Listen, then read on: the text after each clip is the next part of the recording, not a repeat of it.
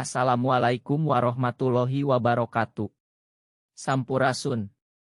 Sim kuring Lukman Mulyana RCA. Bade ngadugikeun materi artikel. Artikel teh salah sahiji wangun tulisan noniksi, dumasar data jeung akta, kalawan diwuhan ku analisis jeung pamadegan ti nu nulisna.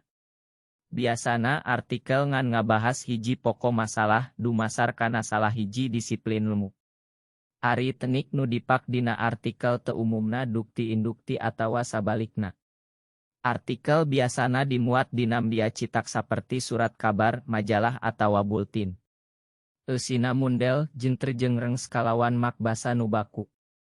Artikel henteu ngasupkeun materi nu can kungsi dipublikasikeun ku sumber nu bisa dipercaya. Pamanggih sorangan nu teu dumasar kana panalungtikan mah teu meunang diasupkeun kana artikel. Tapi menang nyutat tina sumber nu bisa dipercaya, asal luyu jeung topikna. Sifat artikel tentral kalawan henteu ngamuat pikiran anu berat sabelah kahiji pihak, pamadegan, informasi jeung sajabana. Artikel kudu ngawakilan unggal sawangan kalawan adil jeung saimbang. Informasi dina artikel teu kudu bisa dirikasi, maksudna bisa dibuktikeun benerna. Artikel henteu ditulis dumasar kana hal nu lain akta. Upama dibandingkeun artikel teu aya bdana jeung tulisan singkayaning opini, kolom atawasi. Opini leuwih ngutamakeun gagasan pribadi. Ari artikel mah pamanggih nu nulis teu ditepikeun dina wangun analisis atawa data jeung akta bandingan anu bda jeung bahan tulisanana.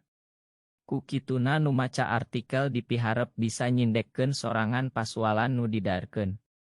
Kolom nyata artikel, opini, si atawa tulisan sing kalawan nu nulisna angger, bari diberubrik, rohangan, anu angger. Si nyata artikel anu leuwih jero analisisna.